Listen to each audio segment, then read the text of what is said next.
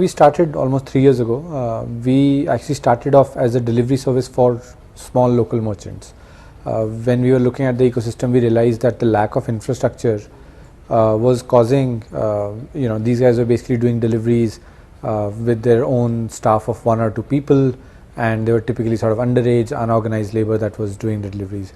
And we actually wanted to push them towards getting more organized about doing these deliveries and doing them, and because we wanted to create a layer of infrastructure that would allow anybody to plug in and do local deliveries sort of more efficiently and really quickly.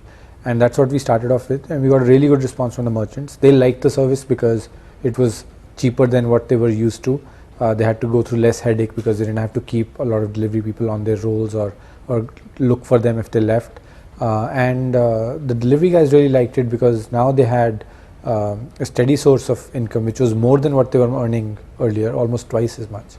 And at the same time, like, a lot of them sort of realized that this is sort of their ticket to being entrepreneurs themselves, right? They could sort of own their own vehicle, keep their own hours, and sort of just the way that the cab economy has revolutionized the cab industry, like this was a similar impact that we are having. Along the process, we also realized that the supply chain underlying a lot of the local retailers was actually very weak. So they were also sort of looking for customers to like come to them. They didn't have an efficient channel for customers. Real estate costs were very high.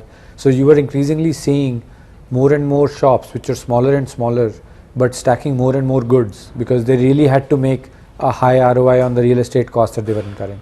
So in light of all this, we basically decided that we also want to provide a channel for customers to access these merchants that were not online, and that would actually give them avenue to actually make more money, to have greater share of the business. So we launched the Grofers mobile app earlier this year, and the intent of the app was that you take all these micro sellers and basically show their inventory online on their mobile app in their area, so that as a customer I can sit at home and I can order from them. So that even the e-commerce revolution that we are going through, all these local merchants are also part of the same e-commerce revolution, right? So that's primarily like our backstory. So I mean, our plan has always been that we want to enable as many small merchants on the platform as possible, right? So currently we work with almost 11,000 merchants across 26 cities, and these are all small merchants. So small merchants with small retail shops, footprint of less than 1,000 square feet in real estate. And we are actually enabling these merchants to come and sell online, right? And that's what we want to keep doing, that we want to make sure that these are the merchants that are joining the e-commerce revolution, selling more online, sort of becoming a little bit more organized. We're helping them with their inventory management, their supply chain management, and those are things that we will continue doing. Like the capital that we are raising is basically just to make sure that we are actually helping building that infrastructure.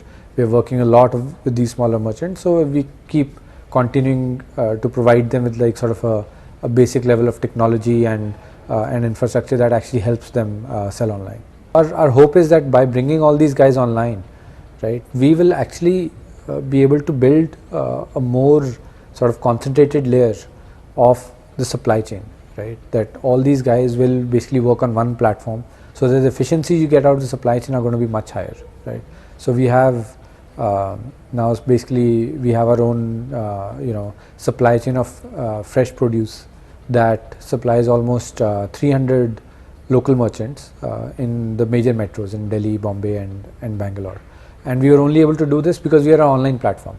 We have the aggregate demand from an entire city, right? And we are able to sort of help these merchants set up a backend that goes all the way back to farmers, helps them procure vegetables at good prices, grade A vegetables. They suffer from lower wastage rates. They are much better at demand prediction because we actually give them tools that raises the PO for their next day's orders automatically. So we're basically trying to use technology to kind of force this issue that yes, we are going to be always a country of sort of very sort of fragmented retail, but at the same time there is a way to get the benefits of an organized supply chain into this retail, because our hope is that if we are even able to make a difference of reducing wastage in some of these things that are happening, it will have a definitive impact on inflation, food inflation, which is something that's very chronic to India and we suffer from it a lot actually. So the maximum number of most people actually come to our platform to buy grocery, right? So grocery is both sort of staples and fruits and vegetables, and that is also proportionally visible in the number of merchants that are selling on the app. But we've recently had a lot of other categories added to the platform. So now we have merchants that sell cosmetics, baby care products, a lot of small manufacturers who are earlier not able to access any place outside of their home network because they wouldn't get shelf space in retail. But now we are actually seeing those guys come sell through us and actually sell in areas that were currently not visible. So while most of the behavior is driven by grocery, and that is the biggest retail market as well, we are seeing a lot of categories actually come into the picture. Most of the categories on the platform are those directly related to consumables. So I think our use case, the way we are structured, the way the market is structured, lends itself much better to consumable space rather than actually durables as much. So anything that's a consumable is going to be on our platform very, very soon. Actually, private labels are typically a margin making play for most retailers because these are sort of low margin businesses in general. For us, private label is not really a priority. I think enabling the merchants, bringing them online, and sort of standardizing the supply chains are sort of much bigger priorities for us. If sort of part of standardizing the supply chain is building our own label that we can actually help them supply better staples in a more coherent manner, we'll definitely be open to it. But as a business, it's not really a high priority for us right now. Look, it's moving in a very, very positive direction. I know for a fact that a lot of people that I have worked with outside of India, they want to come back, they want to start companies. A lot of people have already started companies, and a lot of the industries that these companies are trying to disrupt are sort of very established companies, right? And they obviously are carrying a lot of legacy of the way things used to be, the way they think should be, and I think they are not sort of keeping in line with what the technology requirements need to be. How are we going to leverage sort of a completely new class of infrastructure and actually take the companies to a new level? And I think the new companies are actually doing a very good job of that. I think we need to encourage it a lot more. I think as there is the stigma around sort of being an entrepreneur has gone away for the most part in India. We need to have bigger success stories of people who started companies and did well, and the whole ecosystem needs to support it, because what we need to realize is that this is what's going to make things better, right?